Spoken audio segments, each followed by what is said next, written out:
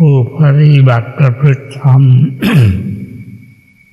ที่ให้ปราศจากความโลภความโกรธความหลงมันความจริงนะเมื่อผู้ใดปฏิบัติถึงมันก็ไม่มีจริงๆนะให้ความโลภมันเปลี่ยนเป็นความใคร่ความรักไปทำเบื้องสูงให้ความโกรธมันก็เปลี่ยนเป็นว่าที่ละเอียดขึ้นเรียกว่าปฏิฆะคือความไม่พอใจก็เป็นพวกวิภาวตัณหา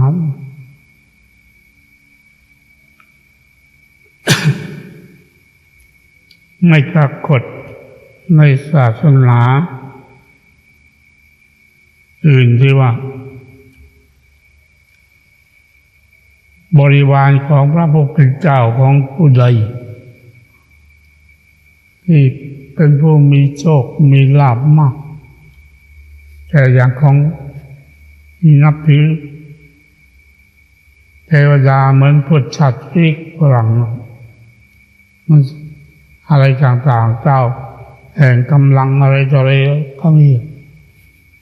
เช่น มีชื่อต่างๆมาให้ในพุทธศาสนาเราผู้ที่เป็นเจ้าหรือเป็นเอสสักขะในพุทธศาสนาซึ่งพระอรหันต์เจ้า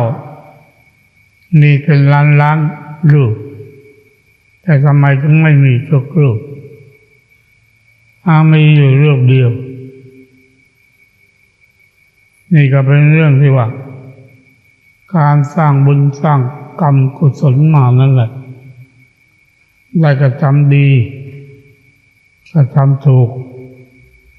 แต่บุคคลผู้รับทานจึงทำให้ตนเป็นผู้มีโชคลาภมากในพระพุทธศาสนาก็ที่พระอรหันต์ที่มีนามว่าพระศรีวลีท่านเป็นเจ้าแห่งลาภท่านก็เกิดในตระกูลที่สูงในตระกูลกษัตริย์นั่นแหละบิดาของท่านก็เป็นสกุลโกริยวงศ์สกุลพุทธมารดา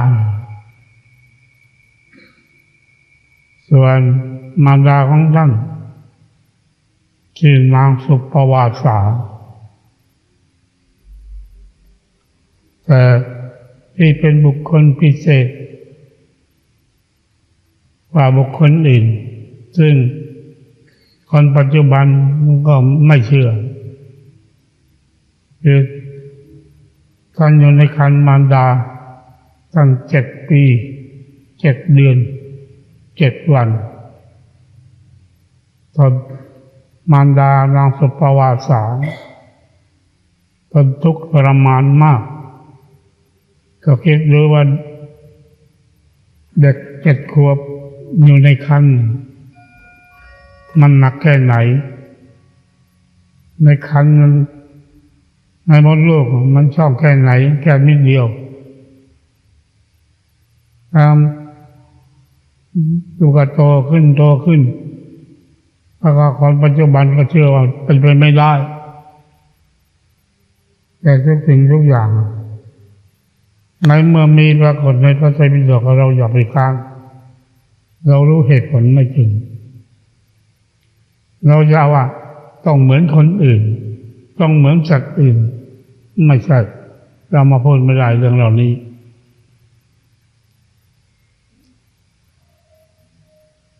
เพราะกรรมของท่านในอดีตชาติเคยทำไว้เคยกั้นประตูผู้อื่นไม่เกิดนั่นแหละจึงได้เป็นอย่างนั้นให้ท่านต้องอยู่ในครรภ์มารดาถึง7 ปี 7 เดือนก กับ7 วันแล้วก็ที่จะคลอดออกมาได้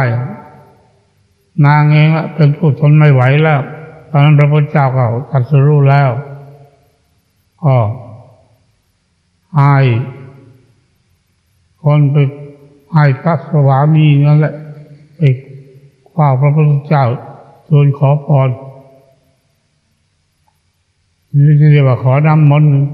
ก็ไม่ได้กล่าวว่าน้ำมนต์ขอพรพระเจ้ารู้ก็ประทานพรให้พอกลับมาถึงก็คลอดออกแล้วก็สบายดีคลอดสนุกคล่องไม่เจ็บไม่ปวดอะไรเพราะได้รับพรของพระพุทธเจ้าแล้วก็เจริญวัยขึ้นจนเป็นรุ่นใบรุ่นหนุ่มรุ่นมีอยู่ครั้งหนึ่งอาจารย์รุ่นหนุ่มแล้วเหรอเมื่ออดีตชา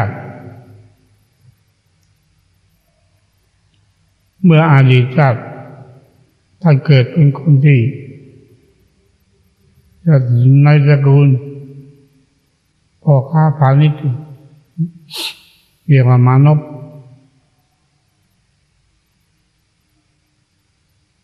ตอนนั้นสมัยพระพุทธเจ้าวิปัสสีเกิดขึ้นในโลกนับจากพระพุทธเจ้าปัจจุบันโลกที่ลงมาแล้วองค์ที่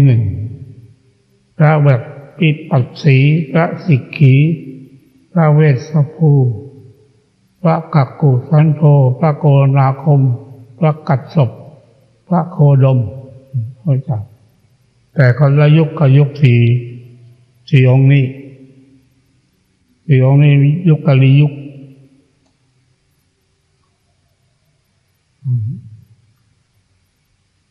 ท่านไปเฝ้าพระพุทธเจ้าคือที่เราไปเฝ้าก็เดินผ่านเพราะมีคนไปฟังธรรมไปเฝ้าพระพุทธเจ้ากันมาก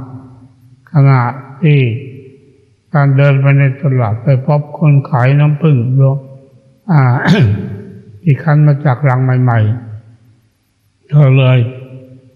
ซื้อน้ำผึ้งสดน้ำผึ้งที่คั้นจากใหม่ๆไปถวายพระวิปัสสีบุญกุศลที่ทำกับพระเจ้าวิปัสสีทรงเสวยแล้วก็ยังประทานให้พระอรหันตสาวกเสวยฉันอีก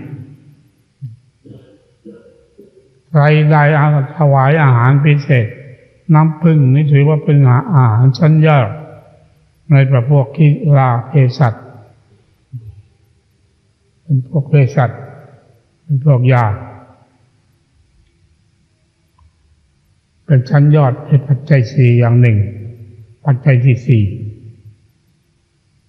จึงทำให้มีบุญกุศลเช่นนั้นถ้าเมื่อมาเกิดในศาสนาพระพุทธเจ้าโคดมท่านเกิดมาแล้วท่านก็สนใจใฝ่ใจในเรื่องพุทธศาสนา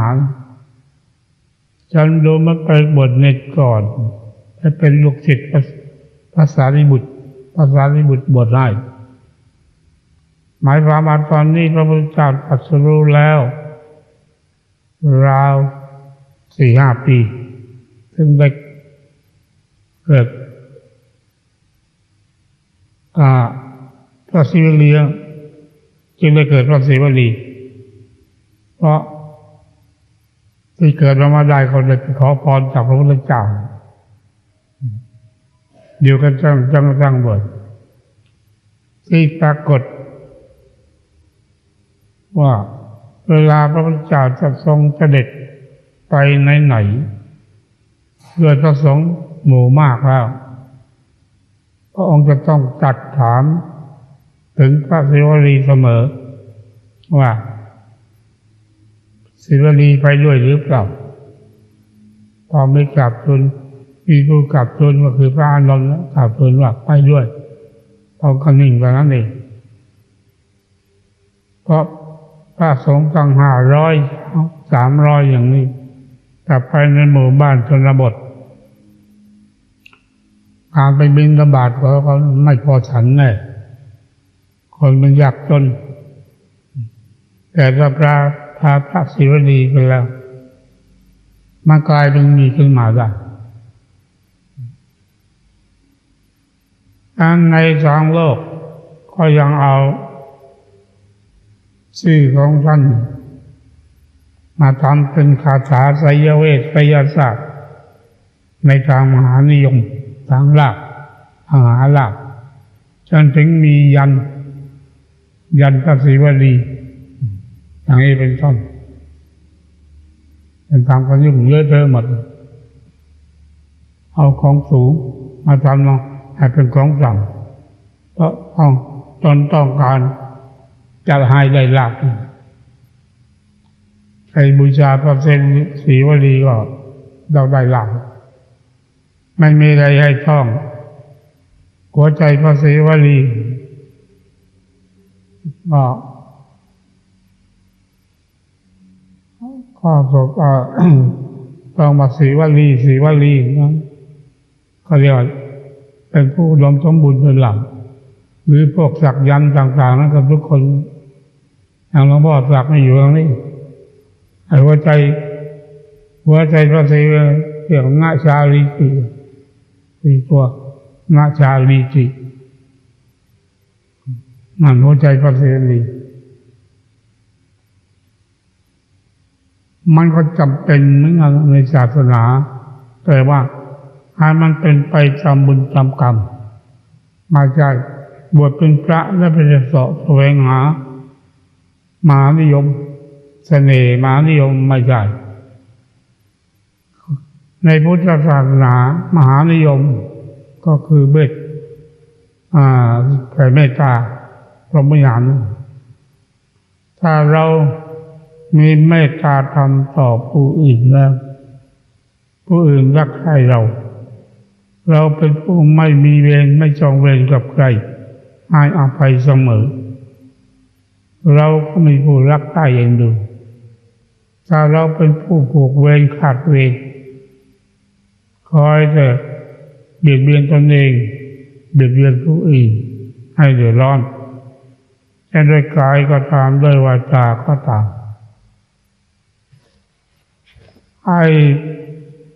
การแผ่เมตตาเขาไม่มีคุณประโยชน์เลยเกิดขึ้นไม่ได้เนี่ยเป็นอย่างนี้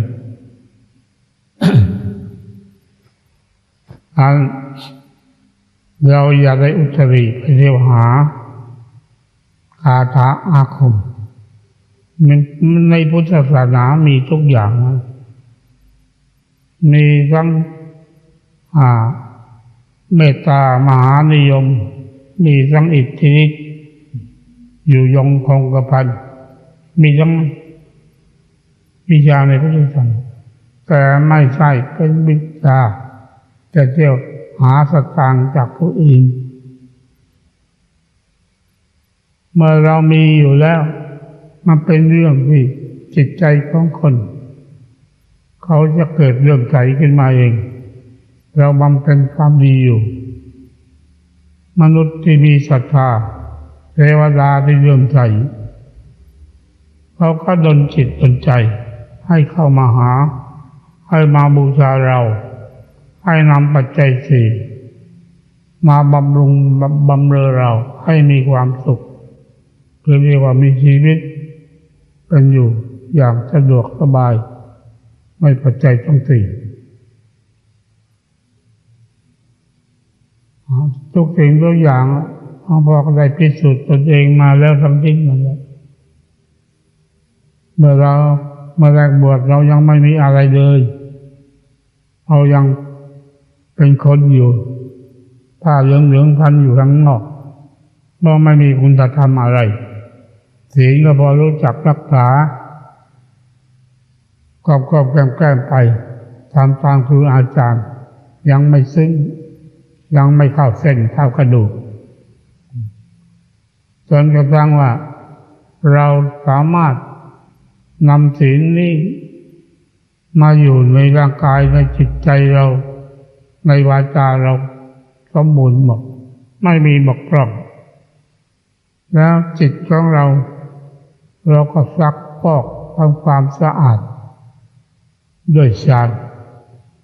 จนกระทั่งมันสะอาดผ่องใสเกิดมีปัญญาจากอาศัยเจริญวิปัสสนาความสำเร็จที่เรามีความเพียรมันก็เกิดขึ้นแก่เราอย่างพูดเรื่องนี้แล้วก็จะต่อประสานเรื่องกันกับชีของเราที่ไม่สบายในครั้งนี้นั่นหลวงพ่อไต่ถามแล้วแต่ไม่ได้ไต่ถามละเอียดต้นแต่มีความเข้าใจว่าไม่ใช่โลกแต่ว่าเหตุผลที่แท้จริงเดิมมันมีอยู่อีกแต่เจ้าตัวไม่ได้บอกให้รู้ว่าอะไรมันเกิดถ้ารู้ว่าอะไรเป็นเหตุก่อนไอ้ที่ต่อมามันคืออะไรเราก็รู้แล้วดังนั้นเมื่อไปรักษาที่ภูเก็ตเราไปเสียเงินผิดที่โดนเสียเงินเสียทองในคลินิกใหม่บอกหมอที่จะคิดกอบโกยเงินจากนักท่องเที่ยวนั่นแหละไปลงทุนสร้างคลินิก100 ล้านกว่าบาทมีเครื่องตรวจโรคด้วยเครื่องคอมพิวเตอร์ตรวจได้ละเอียดก็ทุกส่วนไม่มีเหลือตรงไหนตรวจได้หมดในร่างกายส่องออกมาเห็นหมดอะไรอยู่ที่ไหนมันเป็นอะไรมันขัดข้องอะไรเห็นหมดรู้หมด5,000เอ็กซเรย์ไม่มีลูกเพราะมันไม่โรคเขาก็รู้แล้วจึงไปสั่งทางโทรศัพท์นี่หลวงพ่อไม่ได้สั่งก็ให้กลับแต่ดูอยู่เวลานี้ก็ดูก็ข้าวโครงของธรรมนั้นยังคงอยู่ยังมีโอกาสติดอะไรหลวงพ่อก็บอกให้แล้วเราติดวัตถุกรรมพ่อแม่พี่น้องลูกสามีภรรยาหลานเหลนหรือหลนทรัพย์สมบัติบ้านช่องนี่วัตถุกรรมวัตถุกรรมก็มีนิดเดียวถ้ามีมารดาเท่านั้นก็เรื่องวิบากของใครกรรมของใครแม่ของเราก็ตามการสร้างกรรมของท่านไว้เกิดเท่าไรอยู่เท่าไรเป็นกรรมของแล้วเราสร้างกรรมมาอย่างไรเราสร้างกรรมมาทำดีมุ่งหวังปรารถนาพระนิพพานแล้วนี่เราไปถึงประตูของพระนิพพานอยู่แล้วเราไม่ยอมเข้าก็ห่วงจะพาแม่ไปด้วยมันพาไปไม่ได้อย่าลืมพระพุทธเจ้าก็ยังพาใครไปไม่ได้จูงมือใครไปไม่ได้เราก็ทำอะไรไม่ได้มันเป็นกิเลสบิดามารดาเราครูอาจารย์เราพระพุทธพระธรรมพระสงฆ์เราเคารพนับถือเราก็มีกตัญญูกตเวทีเราเรียกคุณตอบแทนบุญคุณเวลานี้เราก็ระลึกคุณและตอบแทนบุญคุณอยู่แล้วเลี้ยงพ่อเลี้ยงแม่ของเราให้ดีแล้วก็ได้แนะนำชักจูง มาบวชมาศึกษาอยู่ในพระพุทธศาสนาท่านปฏิบัติธรรมมาดีอยู่แล้วโอกาสของเราก็ได้ตอบแทนอยู่แล้วอันนี้มาถึงเวลาวาระที่บุญของเรามันเต็มหลัก มันเต็มขึ้นมาล่ะเรียกว่าบารมีมันเต็มขึ้นมาเรายังจะคอยหาอะไรอีกหรือไม่ถูกเพราะคุณธรรมของพระนิพพานนั้นมันสูงยิ่งกว่าใดๆทั้งสิ้นเอามาเปรียบเอาอะไรในโลกนี้มาเปรียบไม่ได้เอาโลกิยะมาเปรียบไม่ได้แล้วถ้าเราถึงเราก็ไม่ต้องคำนึงไม่ต้องไปกลัวเรื่องว่าจะต้องบวชเป็นภิกษุณีภายใน7 วันเพราะเป็นคฤหัสถ์ตามพระวินัยแต่ในเมื่อปัจจุบันมันไม่มีภิกษุณีใครจะไปอวดอุตริบวชขึ้นมาคนนั้นก็ยุ่งแหละแล้วก็ไม่เป็นภิกษุณีด้วย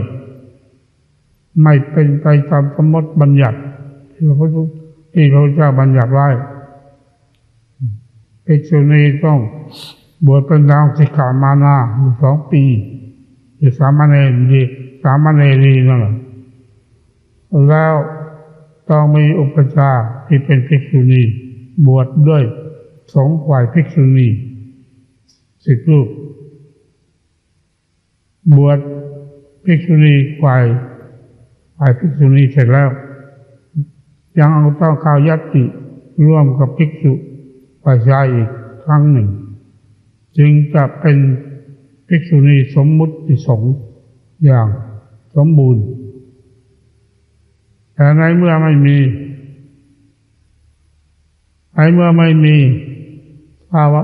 ถ้าหากเราบรรลุธรรมไปตัดสังโยชน์10ได้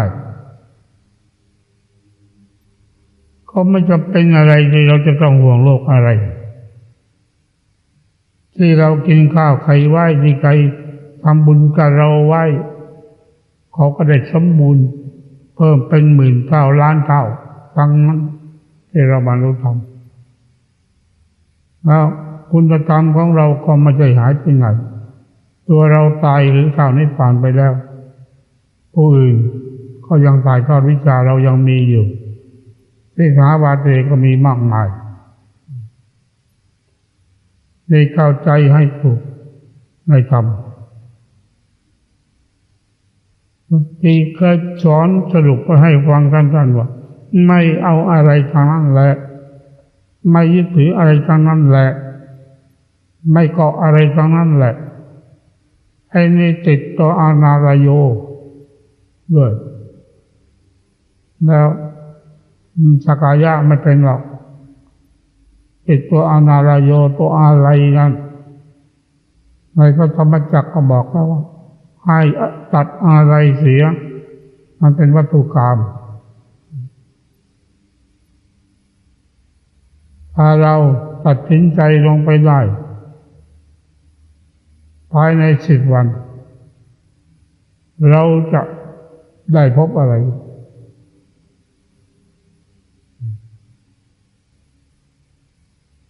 ก็หลวงพ่อก็บอกอดีตบอกอนาคตก็ตั้งแต่มาอยู่กับหลวงพ่อแล้วบอกว่าการนี้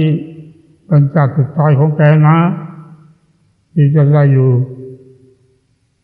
อุปถากปฏิบัติหลวงพ่อรับธรรมอย่างหลวงพ่อต่อจากการนี้หลวงพ่อก็หมดแล้วไม่มีอะไรช่วยแก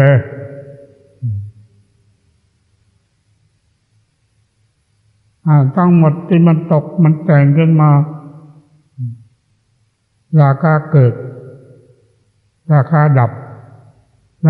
บโทสะมันก็เกิดไอ้ที่มันเจ็บมันปวดทุกอย่างนั่นวิภาวะตัณหาตั้งเพรู้จักไปเลย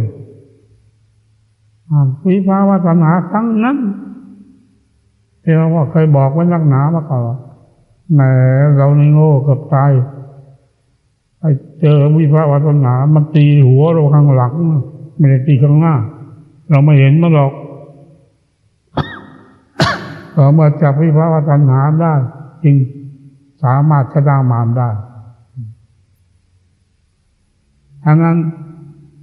ในอนาคตที่ยานี้ เราก็ทำหน้าที่อย่างเดียววิปัสสนาตลอดเวลาให้แก่ตัวละเท่านั้นเจ็บอะไรเท่าไรก็ตามอย่าไปยุ่งกับอย่าไปคิดถึงละบางสกุลอย่างเดียวให้มันเป็นอะไรก็เป็นไปละ3 คำบางสกุล1 คำหรือละ5 คำ 7 คำบางสกุลจะได้เดินอยู่ก็ตามนอนอยู่ก็ตามที่ไม่หลับนั่งอยู่ก็ตามทำเลยไอ้จัดอะไรนี่มันเหนียวนักหนานะเอาไว้เหนียวมากแต่ก็ต้องตัดต้องเด็ดเดี่ยวต้องเด็ดขาดถ้าทำไม่ดีไปค้างอนาคามียุ่งเลย ได้อยู่กันเป็นกับแล้วเป็นก็หมื่นกับพันกับหมื่นกับได้สนุกแล้วแต่ไม่รู้ไปจบชั้นไหนเจอกับ5 ชั้นกว่าจะถึงอาคานิตพระพุทธเจ้าลงมาตรัสรู้ในโลกก็ลงมาไม่ได้หรอกอนาคามีนี่ทำเหล่านี้ทำที่กล่าวบางคนจะไม่เข้าใจถึงธรรมหลวงพ่อพูดอะไรมันง่ายๆที่หลวงพ่อว่านั่งอย่างนี้เราก็เห็นเราก็รู้บางครั้งจิตของเรามาฝึกดีแล้วพอเราหยุดจิตไม่คิดอะไรเรียกว่าจิตว่างคิดว่ามาให้มันว่างไม่ใช่เราจิตเราทำได้แล้วจิตว่างว่างไม่ต้องว่าว่างเราไม่คิดอะไรแล้วเรามองอะไรมองใครไปมันเป็นอะไรมันมีอะไรอยู่มันก็เห็นตั้งแต่คล้ายๆกับเรามองรูปธรรมดานี่แหละแต่ว่าบางกว่าหน่อยเท่านั้นเองนี่เป็นญาณจักขุญาณใกล้ไม่สำคัญในดวงนี้อยู่ตรงไหนก็เลยมองเห็นทั้งนั้นแต่ว่างั้นแหละมันง่ายที่หลวงพ่อพูดเลยถามกิเลสหนาหน่อยว่าไม่จริงหรอกระวังนะตัวนี้ใหญ่เกิดขึ้นที่จิตของใครก็ตามเขามันกินหัวระวังทีเดียวที่คิดว่าพระพุทธเจ้าพูดอย่างนั้นไม่จริงอย่าไปนั่งขาดเขามากินหัวแล้วมันคันเขาหน้าเขาเป็นขี้กลากยุ่งไม่ได้ให้เราต้องเข้าใจมีที่จริงไม่มีบุคคลภายนอกพอจึงได้แสดงทำให้เราได้รู้ว่าสิทธิ์ของพ่อนี้มีผู้ที่รู้ธรรมผ่านธรรมมาแล้วไม่ใช่คนเดียวที่ตายไปแล้วก็มีตามขั้นต้น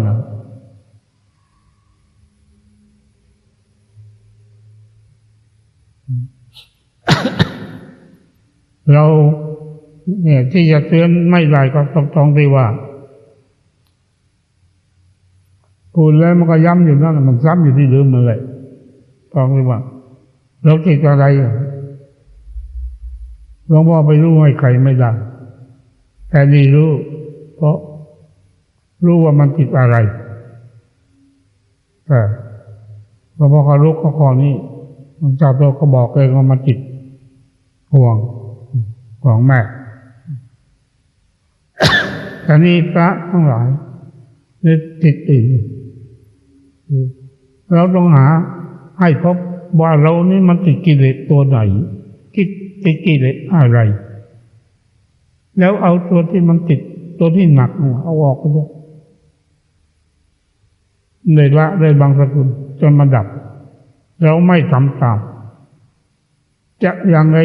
ทุกอย่างไม่ทำตามมันให้เราทำอย่างไม่ทำตามมันทั้งนั้น แล้วมันเป็นกิเลสไม่ได้ถ้าทำอย่างนั้นนี่แหละ ธรรมะของแนวทางปฏิบัติที่สอนนี่สอนตามความจริงที่เกิดขึ้นสอนตามแนวทางที่ปฏิบัติกันมาและเดินตามแนวทางที่หลวงพ่อเดินมาไม่หลงถ้าใครทำตามไม่หลงแต่ก็